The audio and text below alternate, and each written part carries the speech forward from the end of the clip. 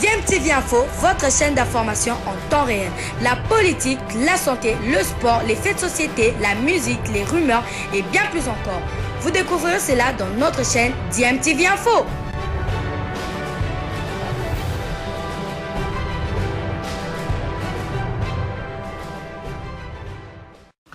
Vous êtes sur DMTV, bonjour ou bonsoir, tout dépend de l'heure à laquelle vous nous suivez. Tout plaisir est pour nous de vous retrouver, mais surtout de savoir que vous êtes nombreux en train de suivre votre chaîne YouTube DMTV. DMTV qui vous propose l'actualité, mais vous propose aussi des analyses et des réflexions sur des sujets d'actualité, sur des faits sociaux ou tout simplement des réalités que nous observons ici chez nous en République démocratique du Congo. C'est l'heure de votre tour d'horizon, petit tour d'horizon auquel vous êtes habitués maintenant depuis un certain temps, où nous vous donnons les quelques news que nous avons pu récolter des internationaux congolais ou du moins des binationaux susceptibles de porter le maillot de la République démocratique du Congo. Et nous débutons ce petit tour d'horizon par la Belgique où se poursuivait le championnat de la Jupiler Pro League dans le cadre de la 4e journée, des retrouvailles entre deux internationaux espoirs congolais. Il s'agit d'Edo Kayembe et de Nelson Balongo.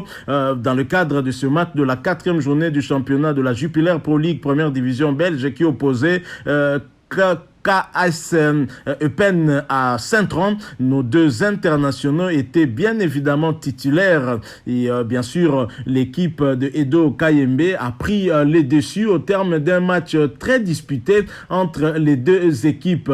Un match qui débute à l'avantage de l'équipe haute de Eupen de Edo Kayembe qui ouvre le score à la 21e minute grâce à Boris Lambert. La première mi-temps va se solder sur ce score de 1-0 à l'avantage de KAS Eupen. Et en seconde période, les visiteurs vont remettre les pendules à l'heure et c'est le Congolais Nelson Balongo qui va donc égaliser pour son équipe, espérant en tout cas maintenir ce résultat pour avoir le point du nul. C'est été compté sans Jonathan, le coéquipier de Edo Kayembe, qui va inscrire le deuxième but synonyme de victoire à la 74e minute.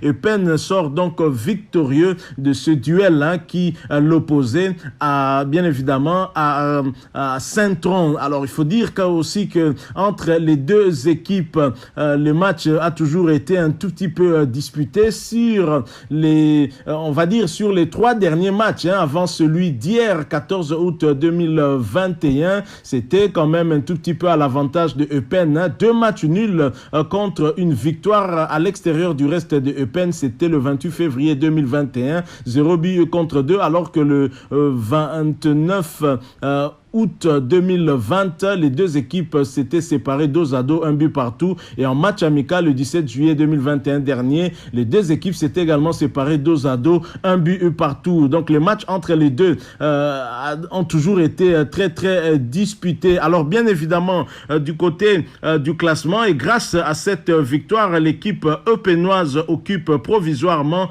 la 3e place du classement au terme de 4 journées avec 8 points. 8 points sur les 12 possibles, 2 victoires, 2 matchs nuls.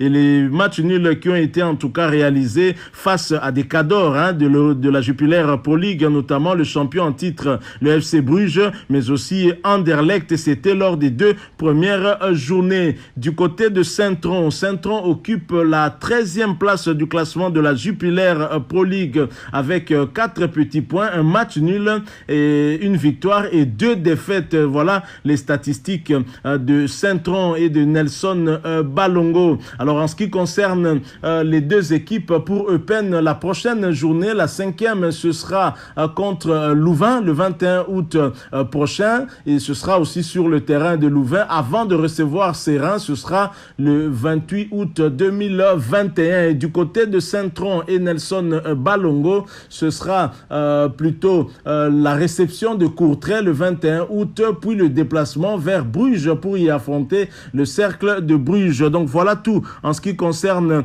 ces deux Congolais, ces deux, on va dire, Congolaises, internationaux, espoirs congolais qui se sont retrouvés. Edo Kayembe maintenant est passé en équipe A. Il a même été sélectionné. Il est parmi les 24 de Léopard de Hector Raoul Cooper qui vont affronter la Tanzanie et le Bénin dans le cadre des 2 premières journées des éliminatoires de la Coupe du Monde Qatar 2022 avec cette réception ici à domicile le 3 septembre prochain de la Tanzanie avant le déplacement du côté de Cotonou au Bénin le 7 septembre prochain.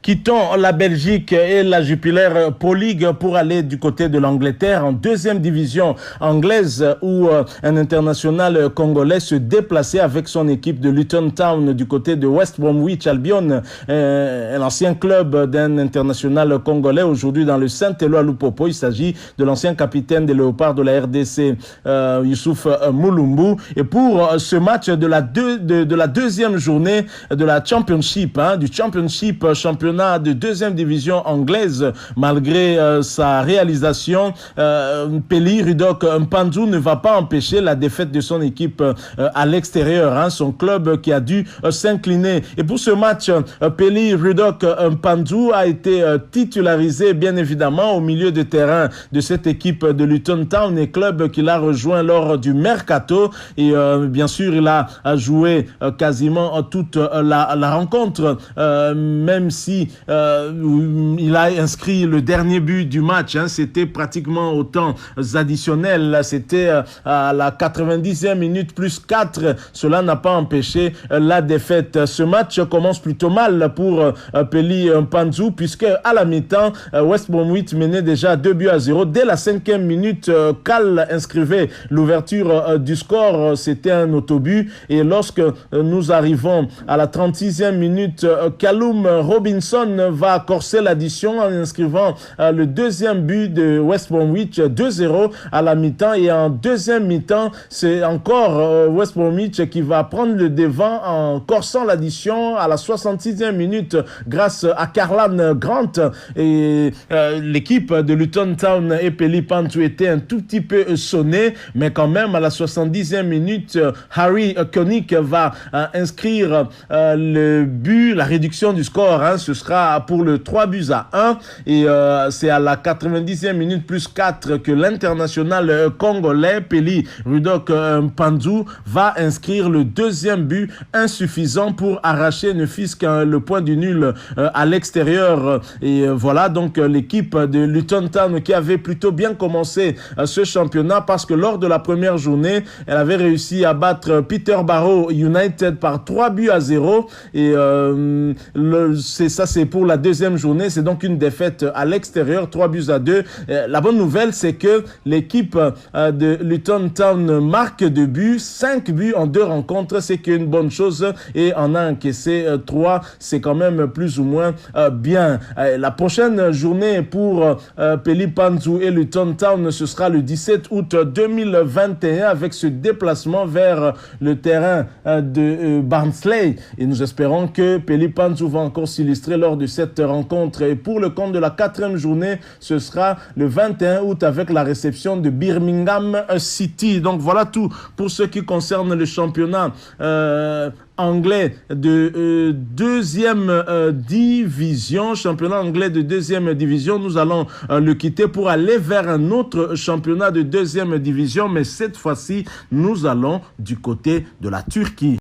Retrouvons Kabongo Kasongo, un autre international congolais qui jouait pour le compte de la première journée du championnat turc de 2e division avec son équipe de Boluspor qui se déplaçait du côté du terrain de Balıkesirspor. Et malheureusement, match perdu par 1-0. Pourtant, l'international congolais était titulaire en pointe de l'attaque de Boluspor. N'aura pas en tout cas empêché cette défaite-là. Un match qui était plutôt équilibré puisqu'en première période, les deux équipes s'étaient séparées 2-2 sur la marque de 0 but partout. Mais à l'entame de la deuxième période, l'équipe hôte va ouvrir le score grâce à Anil Tasdermir qui va inscrire l'unique but du match à la 54e minute. Et tout au long de la rencontre, Bolusport et Kabongo Kasongo ne vont pas empêcher cette défaite. Il a pourtant joué toute la rencontre. Alors, prochain rendez-vous pour Kabongo Kasongo avec Bolusport, ce sera déjà lors de cette deuxième journée avec ce déplacement du côté de Tuzla Sport le 27 août prochain et ensuite le 12 septembre 2021 avec la réception de Kokaeli Sport. Donc voilà le programme pour ce qui concerne l'international congolais qui, je le rappelle, n'a pas été sélectionné par Hector Raoul Cooper. Il ne figure pas parmi les 24 qui ont été choisis pour affronter la Tanzanie et le Bénin dans le cadre de la première et deuxième journée des éliminatoires de la Coupe du Monde Qatar 2022. Espérons pour lui que ses performances feront qu'il puisse retrouver l'équipe nationale. À signaler qu'Hector Raoul Cooper a jeté son dévolu sur 4 avant-centres. Il y a Jackson Mouleka, il y a Cédric Bakamboulin, incontournable bien évidemment. Il y a Dieu merci Mbokani qui fait son comeback aussi dans cette équipe nationale. Et il y a aussi Assomba Alonga qui est maintenant désormais du côté du championnat turc de première division. Quittons la Turquie pour retrouver la Ligue 1 française, pour retrouver le Paris Saint-Germain, nouveau club de Lionel Messi. Mais nous n'allons pas parler de Lionel Messi, bien évidemment. Nous allons parler d'un binational originaire de la République démocratique du Congo. Il s'agit de Arnaud Kalumwendo. Arnaud Kalumwendo qui aura participé à la fête au Parc des Princes avec cette victoire 4-2 face à Strasbourg. Le Paris Saint-Germain ne s'est pas loupé, même si cette équipe a eu quand même un tout petit peu chaud, on va dire, puisque ce match qui avait plutôt bien débuté parce que le Paris Saint-Germain menait déjà au score à la première période par 3-0. On pensait à un match plutôt tranquille. Dès la 3e minute, Mauro Icardi inscrivait l'ouverture du score. À la 25e minute, c'était au tour de Kylian Mbappé qui sera imité par Julian Draxler à la 27e minute, 3-0 en première période. En deuxième période, les visiteurs vont revenir au score, d'abord avec Kevin Gramero qui va inscrire la réduction du score pour le 3-1 à la 53e minute, puis à la 63e, Anthony c'est plutôt Ludovic qui va inscrire le deuxième but de Strasbourg et qui finalement va craquer en fin de rencontre après avoir écopé d'un carton rouge. À la 86e minute, Pablo Sarabia va inscrire le 4e but pour le 4-2. À noter que le binational congolais Arnaud Kalumwendo qui n'était pas titulaire lors de cette rencontre, il était sur le banc et il a fait son entrée en jeu à la 86e minute, remplaçant ainsi Icardi. Donc voilà ce que l'on peut dire. C'est un joueur qui a joué dans l'équipe espoir de France. Pourquoi pas le voir demain rejoindre la République démocratique du Congo. Voilà pourquoi nous parlons de lui, parce que nous ne désespérons pas de le voir rejoindre les Léopards de la RDC au détriment de la France. Arnaud Kalumwendo, un joueur dont nous vous avons déjà parlé, est très jeune. Il est né un certain 20 janvier 2002. Il n'a que 19 ans jusque-là. Et c'est un joueur qui a joué aussi avec Gaël Kakuta du côté du Racing Club de Lens, puisqu'il a été prêté par le Paris Saint-Germain lors de la saison 2020-2021. Et au niveau de Racing Club de Lens, il a joué 30 rencontres pour 8 buts inscrits. Voilà tout pour ce qui concerne le Paris Saint-Germain. Alors, terminons ce petit tour d'horizon par le tirage au sort des interclubs de la CAF. Vous savez que la République démocratique du Congo aligne 4 équipes, dont 2 en Champions League africaine et 2 en Coupe de la Confédération africaine. Et bien sûr, sur les 4 équipes, une seule équipe va devoir jouer les préliminaires puisque les 3 autres sont exemptés. Il s'agit d'Ari Club Motema Pembe, de l'SV Club ainsi que du tout-puissant Mazembe. Je propose une analyse l'analyse des chances de ces 4 équipes nationales, puisque chacune de ces 4 équipes connaît son prochain adversaire. Si Maniema Union connaît son adversaire direct, pour les 3 autres équipes, elles devront attendre que le tour préliminaire se termine pour connaître qui de l'une des 2 équipes elles vont affronter. Je vous propose de suivre cette analyse de certains journalistes sportifs. Ensuite, nous allons nous retrouver pour la conclusion de ce petit tour d'horizon qui, nous l'espérons, vous aura intéressé. À tout de suite. Et on commence avec le football, le football avec les interclubs et la CAF. Vous le savez, c'est depuis hier que la Confédération africaine de football a procédé au tirage au sort pour les préliminaires justement. La RDC est représentée sur le continent avec ses 4 clubs. Le tout-puissant Mazembe en Ligue des Champions est exempté du tour préliminaire. Il va donc entrer en danse un peu plus tard et va croiser, on va lire, les vainqueurs du match Amazulu d'Afrique du Sud et Niassa Bullet du Malawi. Et l'autre représentant de la RDC, Maniema Union, dans cette compétition dans la Ligue des Champions, va jouer face à Bwengindi Sport du Gabon. Et puis en coupe de la Confédération de la CAF, l'AS Vita Club est exempté de ce tour préliminaire, va attendre donc le résultat du match Futuro Kingston d'Afrique du Sud et Mamuno Galant de la Guinée, je pense, pour connaître son adversaire, pour son entrée en lice sur le continent. Un petit mot par rapport à ces tirages au sort. Déjà pour les tout-puissants Mazembe, en Ligue des Champions, exempté du premier tour, certes, va retrouver une équipe de l'Afrique australe. Mazembe est un habitué de ces équipes. Il a d'ailleurs l'habitude de se préparer en Zambie, voilà, qui pourra retrouver soit une équipe sud-africaine, soit une équipe malawita. Alors, je pense que c'est plutôt un bon tirage pour le TP Mazembe qui aspire en tout cas de rafler cette compétition, donc de gagner la Ligue des Champions africaine, son 6e trophée. Et donc je pense, vous le savez bien, Mazembe joue a pour objectif d'aller en finale ou encore de jouer au moins les derniers carrés. Et Mazembe a toutes les raisons du monde, quelle que soit l'équipe qui va se qualifier pour l'affronter au prochain tour, de le battre et de l'éliminer pour aller à la phase des groupes. Je vois mal Mazembe avec l'ossature actuelle, avec le nouveau staff technique, se faire éliminer à cette compétition. Je suis plutôt un peu inquiet pour la formation des Maniema Union par rapport à Bwengidi, je crois, oui.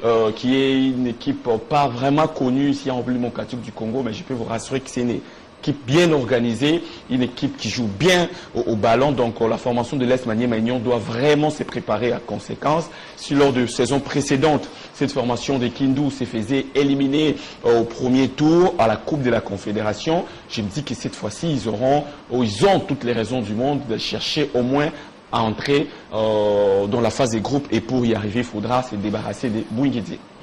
Puisque vous avez déjà évoqué la formation de Maniema Union, on va se rappeler en 2018. Cette fois-là, c'était en Coupe de la Confédération Maniema Union qui s'est fait débarquer de la course par une autre équipe du Gabon. C'était Mangasport, je me rappelle. Mangasport. Oui, c'était Mangasport.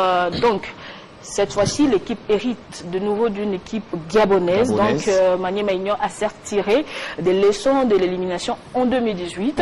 Et cette fois-là, c'était la Coupe de la Confédération. Et maintenant, c'est la Ligue des Champions, c'est la crème. C'est les tops. Il faut être conséquent. Tizon Dombele, on se rappela justement le recrutement qu'a effectué Maniema Union cette saison. Bon, moi, je pense que Maniema Union, je ne le vois pas aller trop loin parce que on n'arrive pas à comprendre jusque-là comment un club qui nous a habitués à grandir le jour au jour. Maniema Union, sur le plan national, était devenu un peu régulier dans le dernier carré de la compétition. Parmi les 4 premiers, il était là et d'habitude, il savait bien voyager en compétition interclub de la CAF, mais à la maison, il a toujours l'habitude de trébucher. Et pendant qu'il fallait garder l'ossature, compléter même quelques têtes ou quelques calibres pour voir comment ça pourrait donner, parce que le staff technique est resté le même, mais on n'avait pas compris que le projet avec le patron de cette équipe, on a vu 11 joueurs qui sont partis.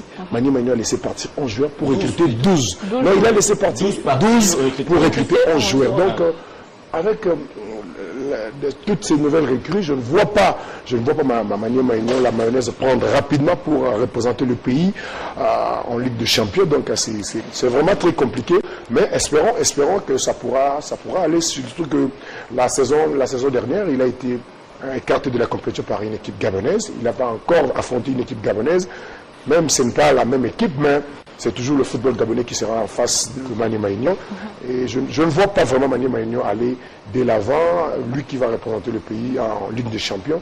Et pour le cas de Mazembe, je pense que Mazembe aussi a un nouveau patron de staff technique avec quelques nouvelles recrues. Et en attendant que la mayonnaise prenne, je doute fort. Voilà pourquoi Mazembe lui-même, en se connaissant, et lorsque Mazembe est prêt, techniquement, moralement, et Mazembe ne nous dit pas qu'il est là pour aller en finale ou pour affronter le dernier carré. Il nous dit qu'il est parti pour ramener la coupe. Donc on essaie de voir parce que avec l'association sportive Vita Club, avec ce fameux conflit qui s'éternise. On va arriver en Coupe de la Confédération. Je voulais qu'on s'attarde un peu sur la Ligue des Champions, avant de parler justement de l'Est Vita Club qui va représenter les pays cette saison en Coupe de la Confédération de la CAF. La moisson n'a pas été grande lors de la précédente édition sur le continent avec le représentant congolais René Moukelay. Vous pensez avec ces tirages au sort, comme on a brossé, que les équipes congolaises peuvent s'en sortir? Non, mais ça sera très difficile. Ça sera très difficile.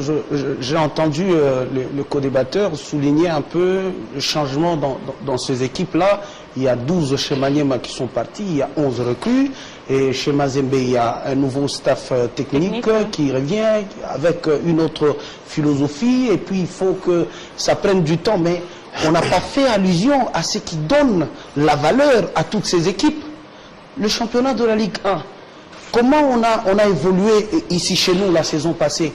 C'est ça même le tableau que nos équipes vont nous représenter aux interclubs de la CAF. Ça, il ne faut pas qu'on attende beaucoup de ces équipes parce que le championnat a fait un grand défaut à toutes ces équipes. Mais attendons voir si on aura par exemple chez Maniema Maignan un homme qui va amener une autre vision avec beaucoup de moyens pour pouvoir recruter des joueurs compétitifs. Et ça n'a pas été fait dans Maniema Maignan. On voit aussi dans Mazembe, parce que le moyen que Mazembe avait avant, ce n'est pas les moyens que Mazembe a aujourd'hui. Même en Europe, si on veut retrouver le grand club au summum du monde, on voit, c'est les championnats de l'Espagne, c'est les championnats anglais, c'est les championnats allemands, c'est les championnats italiens. Pourquoi? Parce que d'abord, le championnat a un niveau. Les championnats donnent un niveau à toutes ces équipes. Et puis, il y a de moyens qu'on mise quand même dans ces équipes-là. En RDC, si nous voulons faire cette comparaison, en RDC, d'abord, nous avons des équipes pauvres. Aujourd'hui, je peux en citer quelques équipes. Vous avez Maniema Maignan, vous avez l'AS Vita Club. Ce ne sont pas des équipes qui ont assez de moyens pour aller au-delà du championnat. Et si on fait intervenir le championnat qui n'a pas aidé toutes ces équipes, je pense que on ne fera que de la figuration aux interclubs de la CAF. Non, mais quand même, l'AS Vita Club a su arriver au dernier carré de la Ligue des Champions de la CAF. Non, moi j'ai assisté à l'image d'un championnat. Ça signifie quoi? Toutes les équipes ont fini la phase avec aller. Le même championnat, J'ai dit, est allé un peu plus loin. Toutes les équipes engagées dans ce championnat ont fini la phase aller. Mais il y avait le grand du championnat, Mazembe, Vita Club, Maniema Maignan et Sangaba Lende. Ils ont débuté la phase retour sans pour autant finir la phase aller. Et on a assisté à un spectacle à la fin de la saison où la Vita Club ne voulait pas jouer Lubumbashi Sport, Mazembe ne voulait pas jouer Maniema Maignan, on attendait le positionnement et tout ça, ça va se répercuter à la participation aux interclubs de la CAF. Et ça, c'est la faute à l'organisateur. Si nous voulons voir nos équipes récupérer la place comme Mazembe l'a fait pendant 10 ans en Afrique, je pense que nous devons commencer d'abord par notre championnat. Il faut qu'on soit sérieux quand on organise le championnat d'élite.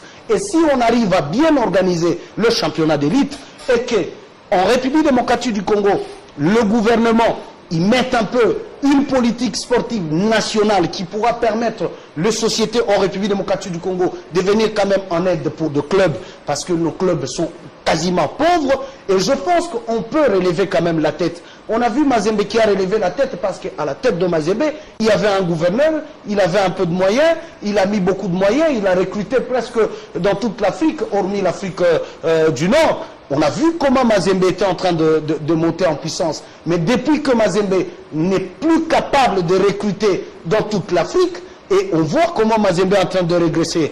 Et lorsqu'on voit ce changement au niveau de l'AS Vita Club, Tango Fort qui part avec toute la philosophie de Vita, et il y a une nouvelle philosophie avec Thomas Betty, on va arriver. Je ne vois pas Vita aller loin. Merci beaucoup René. On va passer la parole à l'autre René Papi.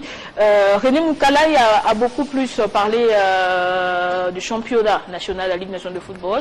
J'ai aimé ce que Tizan a dit avec le nouveau staff technique à la tête du tout-puissant Mazembe. Mais il y a quand même la continuité en quelque sorte avec Panfi Miao qui est maintenant directeur technique national, puis apporter sa touche ou aider les nouveaux staffs techniques pour faire mieux par exemple cette saison. C'est ça. Moukalaï ne cessera jamais de critiquer le championnat national.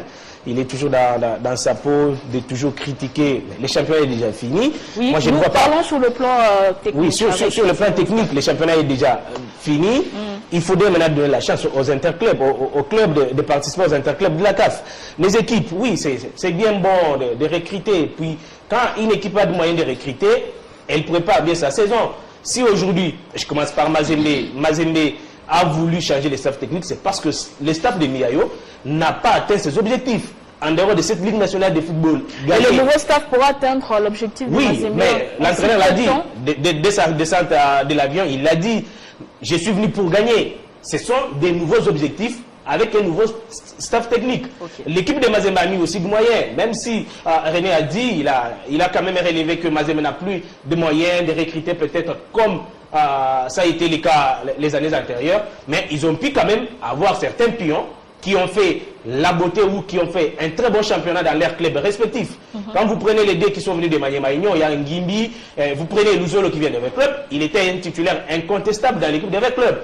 Zemanga qui rentre chez Mazembe, il a été pour beaucoup pour la fin de saison du côté de Club. Ce sont des joueurs qui reviennent dans une équipe où ils doivent chercher à se positionner et à se confirmer.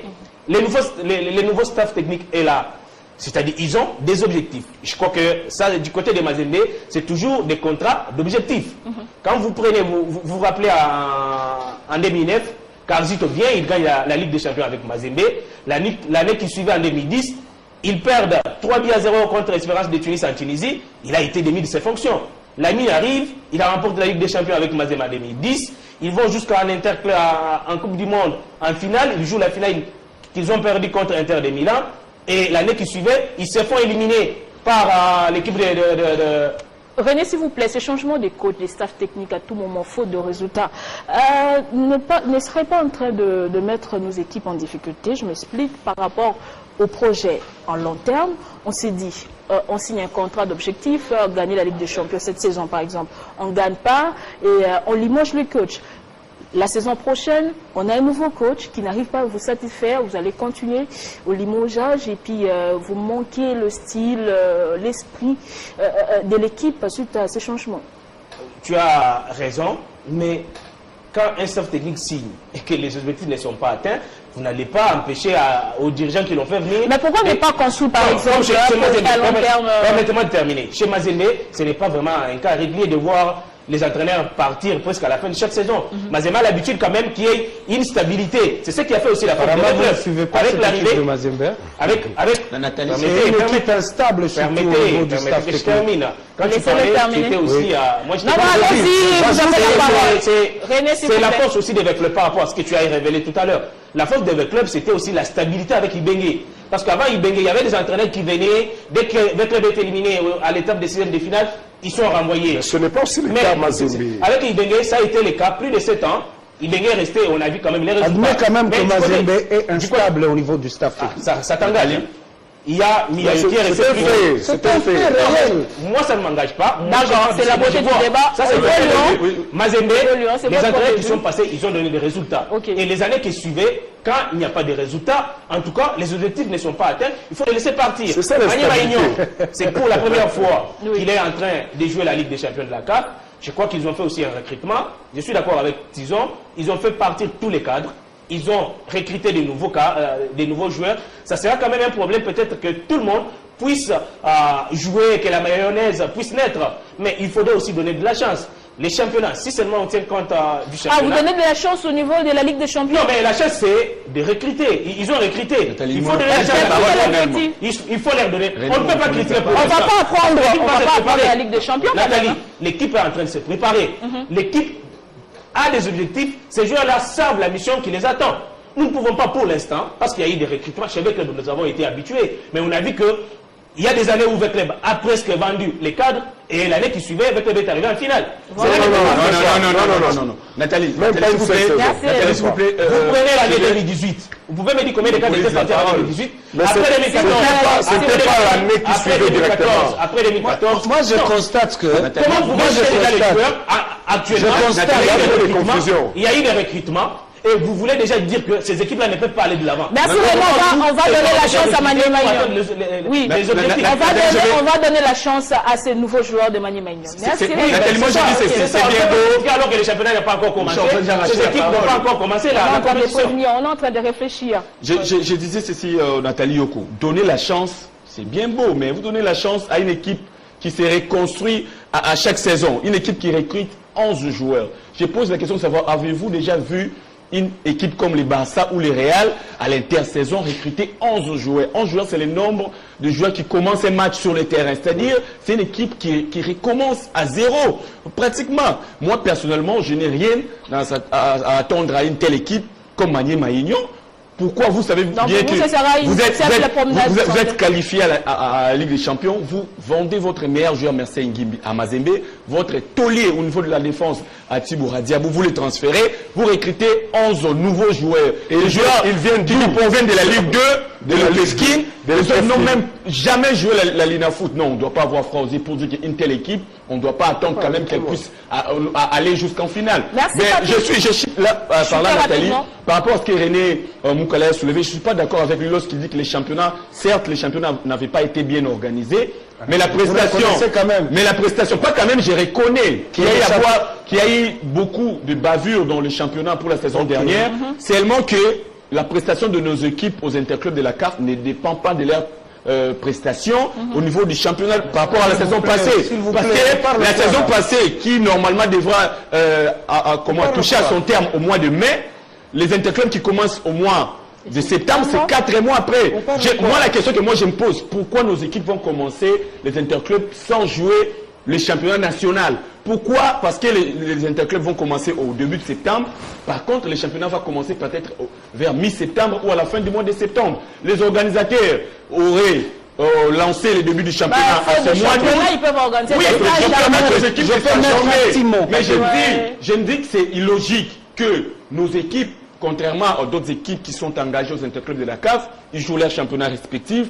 Nous, nos équipes vont malheureusement commencer les interclubs sans pour autant jouer à leur c'est pas le championnat que je vais mettre une saison parce que la saison sportive. Je vais mettre seulement un mot. Et lorsque nous parlons football, nous devons être très souples. Et dire que participer aux interclubs de la CAF n'est pas forcément avoir le championnat ou le niveau du championnat. Mais je dis, c'est parler quelque chose et son contraire. Je dis que ça ne dépend pas de la saison dernière. Lorsque nos équipes participent aux interclubs de la CAF et que le championnat est mal organisé, irrégulier, une équipe qui te joue lundi, c'est après 2 semaines qu'il jouera son 2e match, je ne vois pas la bonne... Mais la saison avait déjà... J'ai mon temps d'antenne. Mais il y aura des répercussions. J'ai mon temps d'antenne. La nouvelle saison, j'ai mon temps d'antenne. Patrick, merci. Voilà, nous sommes arrivés à la fin de ce petit tour d'horizon. Nous venons de vous proposer cette analyse de quelques minutes sur les chances de nos 4 représentants en compétition interclub de la CAF, le tout-puissant Mazembe Maniema Maignan du côté de la Champions League et le Daring Club Motema Pembe SV Club du côté de la Coupe de la Confédération africaine de football. C'est vrai qu'il y a quand même certains doutes sur certaines équipes. Je prends le cas de Maniema Maignan avec 11 joueurs qui ont été été transférés. Est-ce qu'une équipe qui joue la plus grande compétition au continent peut se permettre de transférer 11 éléments importants de son effectif?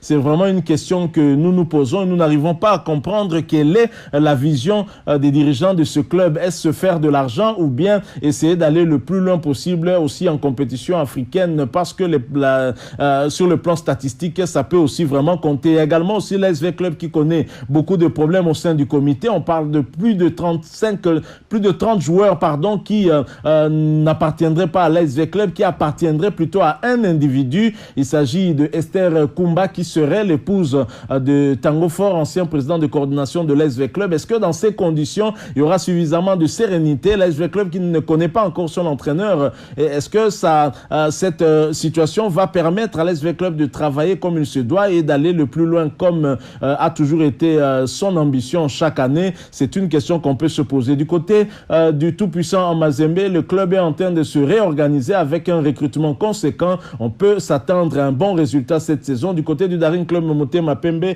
on n'a pas encore trop d'écho. C'est vrai qu'on parle de Jean-Marc Makusu Mundele. Est-ce que la problématique de l'interdiction de recruter a été résolue? On attend en tout cas, parce que la FIFA avait condamné le Daring Club Motema Pembe à ne pas recruter à la suite de ce litige qui l'opposait notamment au joueur camerounais Paul Ndjok. Voilà, nous sommes arrivés à la fin. Merci à vous qui nous avez suivis. Si vous avez aimé ce petit tour d'horizon, ça c'était un peu un grand tour d'horizon, parce que nous sommes partis de la Belgique, nous sommes allés du côté de l'Angleterre, on est parti en France, en Turquie, et pour revenir ici au pays, c'était un tout petit peu long ce voyage. J'espère que vous avez été suffisamment patient et que le sujet était plutôt intéressant. Si c'est le cas, laissez-nous un maximum de j'aime, likez donc cette vidéo. Merci de partager avec nous aussi votre point de vue en nous le laissant à travers un commentaire. Si vous n'êtes pas encore abonné ou ancien ou nouveau, n'hésitez pas, abonnez-vous à cette chaîne DMTV, et n'oubliez pas d'activer